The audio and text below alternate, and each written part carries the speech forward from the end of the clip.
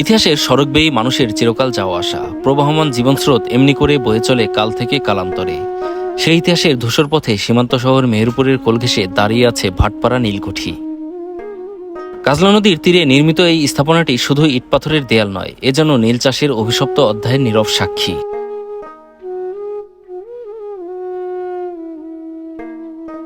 1859 সালে 27 একর জমির উপর গড়ে ওঠা এই নীলকুঠি আজও বহন করে শোষণ, বেদনা আর নিপীড়নের অমোচনীয় স্মৃতি। 80 ফুট দীর্ঘ, 70 ফুট প্রশস্ত এই ভবনের প্রতিটি ইট যেন ফিসফিস করে বলে যায় ইতিহাসের অন্ধকার কথা। কুঠির সামনে আমবাগান, পাশে ভগ্ন চার্চ, সবকিছু যেন নীল চাষের অতীতকে চুপচাপ আঁকড়ে ধরে আছে। ভেতরে রয়েছে সাহেবদের বিলাসী প্রমোদঘর, শয়নকক্ষ, জেলখানা, কাচারিঘর, মৃত্যুকূপ আর ঘোড়ার আস্তাবল। একসময় এই দেয়ালের ভেতরেই শোষিত কৃষকের রক্ত, ঘাম আর অশ্রুতে ভেসেছিল নীল চাষের গল্প।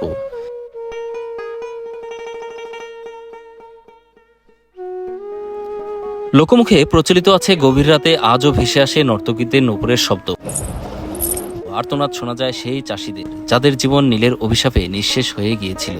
ভাটপাড়া নীলকুঠি তাই কেবল একটি ধ্বংসস্তূপ নয়, এটি এক ইতিহাসের কফিন, যেখানে ঘুমিয়ে আছে আমাদের অতীতের বেদনা আর শোষণের বিরুদ্ধে লড়াইয়ের নিঃশব্দ বার্তা।